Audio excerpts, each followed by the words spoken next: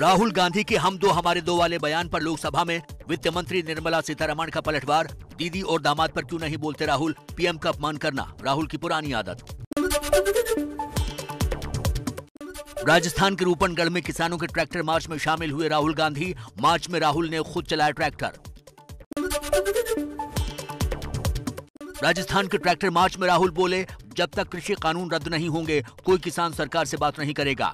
राहुल ने कहा, किसानों के साथ था, हूं और रहूंगा।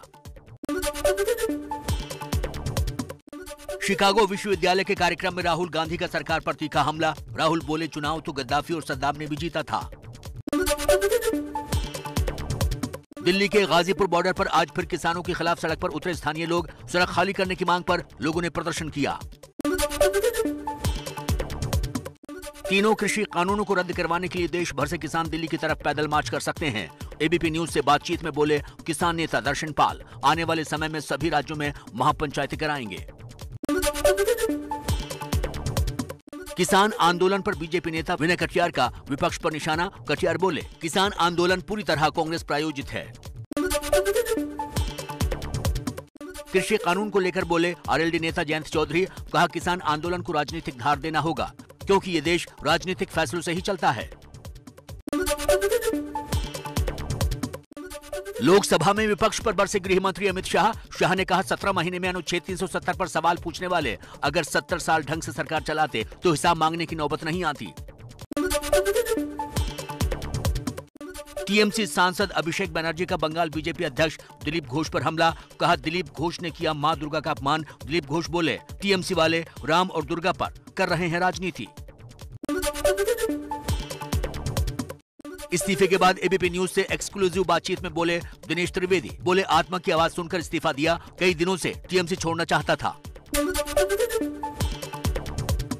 दिनेश त्रिवेदी ने दिए बीजेपी में जाने के संकेत। बोले, मंथन के बाद बीजेपी में जाने का फैसला करूंगा। कहा, बीजेपी ने स्वागत किया, मैं आभारी हूं। बंगाल में बीजेपी ने बनाई आक्रामक रणनीति। 18 फरवरी को एक बार फिर बंगाल दौरे पर जाएंगे अमित शाह। 22 फरवरी को पीएम मोदी का दौरा। बिहार में लालू के बड़े बेटे तेज प्रताप ने आरजेडी ऑफिस में हंगामा किया। तेज प्रताप का प्रदेश अध्यक्ष जगदानंद सिंह पर बड़ा आरोप। बोले, इनकी वजह से ही लालू की तबीयत बिगड़ी है। लद्दाख में डिसएंगेजमेंट पर विदेश मंत्रालय का बयान। पैंगोंग लेक को लेकर समझौता हुआ। अब दोनों देशों के बीच जल्द 10वें दौर की बैठक होगी। हरियाणा के गृह मंत्री अनिल विज ने राहुल गांधी को बताया चीन का प्रवक्ता। कहा, राहुल देश को अपमानित करने और सेना का हौसला कम करने का काम कर रहे हैं। अमेरिकी अखबार वॉल स्ट्रीट जर्नल ने की पीएम मोदी की वैक्सीन मैत्री वाली कूटनीति की तारीफ। अखबार ने लिखा, भारत ने जितनी वैक्सीन अपने लोगों को दी उससे 3 गुना ज्यादा दुनिया को दी। 26 जनवरी दिल्ली हिंसा के आरोपी दीप सिद्धू और इकबाल सिंह को लाल किले लेकर गई पुलिस। दोनों की मौजूदगी लाल किले पर जांच की गई। हरियाणा के रोहतक में जिम्नेजियम हॉल में अंधाधुंध फायरिंग। कुश्ती के कोच, उनकी पत्नी समेत 5 लोगों की मौत हुई। हमलावर पुलिस की गिरफ्त से बाहर है। दिल्ली में रिंकू मर्डर केस की जांच क्राइम ब्रांच के हवाले। अब तक 5 आरोपी गिरफ्तार। परिवार बोला, राम भक्त होने की वजह से हत्या। रिंकू मर्डर केस में बजरंग दल का नया प्लान। बजरंग दल ने कल 25,000 जगहों पर श्रद्धांजलि सभा आयोजन करने का ऐलान किया। रिंकू मर्डर केस में दिल्ली के मंगोलपुरी में तनाव कम होने का नाम नहीं ले रहा। रिंकू की हत्या के आरोपियों के घर पर तोड़फोड़ की गई। रिंकू मर्डर केस में सियासत तेज। केंद्रीय मंत्री गिरिराज सिंह बोले, राम भक्त रिंकू का आखिर कसूर क्या था। कांग्रेस के दिग्विजय सिंह ने हत्यारों को फांसी की मांग की। आतंकी संगठन जैश ए मोहम्मद के निशाने पर थे एनएसए अजीत डोभाल। 6 फरवरी को गिरफ्तार आतंकी हिदायतुल्लाह मलिक ने किया खुलासा। जम्मू कश्मीर के सांबा से जहूर अहमद उर्फ खालिद नाम का खतरनाक आतंकी गिरफ्तार। पिछले साल घाटी में 3 बीजेपी कार्यकर्ताओं और 1 पुलिसकर्मी की हत्या में शामिल होने का दावा।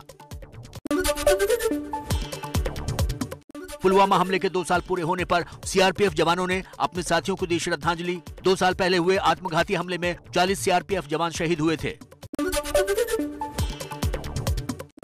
महाराष्ट्र के राज्यपाल कोश्यारी को उत्तराखंड यात्रा के लिए विमान न देने का शिवसेना ने सामना के जरिए किया बचाव। बोले, निजी यात्रा के लिए सरकारी विमान क्यों दे सरकार।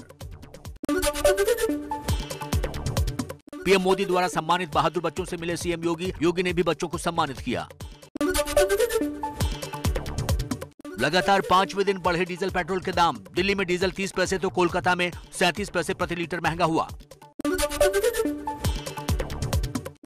एमपी की बैतूल में कांग्रेस कार्यकर्ताओं पर लाठीचार्ज। धाकड़ फिल्म की शूटिंग की जगह पर जाने की कोशिश कर रहे थे कार्यकर्ता। कंगना के किसानों को आतंकी वाले बयान पर माफी की मांग पर अड़े कांग्रेसी। मुंबई में आरपीआई नेता शंकर गुप्ता ने शिवसेना नेता प्रशांत परब पर अगवा कर मारपीट करने का आरोप लगाया। एफआईआर दर्ज। पुलिस ने 2 आरोपियों को गिरफ्तार किया। 2 आरोपी फरार। जौनपुर पुलिस की हिरासत में एक युवक की मौत के बाद परिजनों ने जमकर हंगामा किया। एसपी ने थानेदार समेत 4 पुलिसकर्मियों को सस्पेंड कर जांच के आदेश दिए। यूपी के आजमगढ़ में किशोरी से गैंगरेप के बाद हत्या। दादा के लिए खाना लेकर घर से निकली थी लड़की, कुएं में मिला शव। पुणे में फर्जी शादी करवाकर लूटने वाले महिला गैंग का पर्दाफाश। पुलिस ने 9 महिलाओं समेत 11 लोगों को गिरफ्तार किया। अविवाहित पुरुषों को जाल में फंसाकर लूटता था गैंग। नोएडा पुलिस ने एटीएम क्लोनिंग करने वाले गैंग का पर्दाफाश किया। 2 आरोपी गिरफ्तार। क्लोनिंग में इस्तेमाल होने वाले उपकरण और 2.5 लाख रुपए बरामद। दिल्ली में अंतर्राष्ट्रीय मानवाधिकार आयोग के नाम पर धोखाधड़ी करने वाले गैंग का पर्दाफाश। पुलिस ने 6 आरोपी गिरफ्तार किए। 2 राइफल, 1 कार और 20,000 रुपए बरामद। 16 महीने के निचले स्तर पर रिटेल महंगाई। सब्जियां सस्ती होने से जनवरी में रिटेल महंगाई 0.53% घटकर 4.06% रही। देश का पहला सीएनजी ट्रैक्टर केंद्रीय मंत्री नितिन गडकरी के हाथों लॉन्च। दावा है इससे किसानों के डीजल ट्रैक्टर के मुकाबले सालाना 1.5 लाख रुपए बचेंगे। दिसंबर 2020 में औद्योगिक उत्पादन में 1% की बढ़ोतरी। मैन्युफैक्चरिंग सेक्टर में भी ग्रोथ, लेकिन माइनिंग सेक्टर में रही गिरावट। एमपी, छत्तीसगढ़, झारखंड, महाराष्ट्र समेत दक्षिण भारत के कई राज्यों में फिर बदलेगा मौसम। मौसम विभाग ने 16 से 20 फरवरी के बीच बारिश की आशंका जताई। जम्मू कश्मीर और लद्दाख में लगातार बढ़ते तापमान से बर्फीली चट्टानें खिसकने का खतरा। लोगों को सचेत रहने को कहा गया। प्रशासन की पूरी तैयारी का दावा।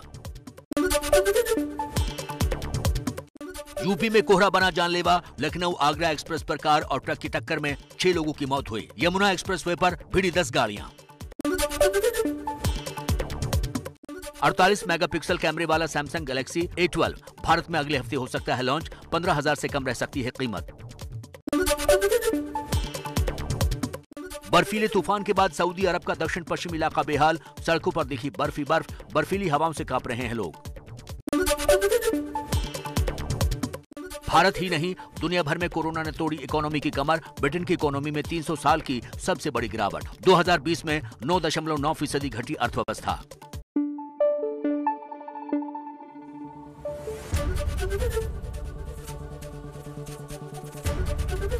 एबीपी न्यूज आपको रखे आगे।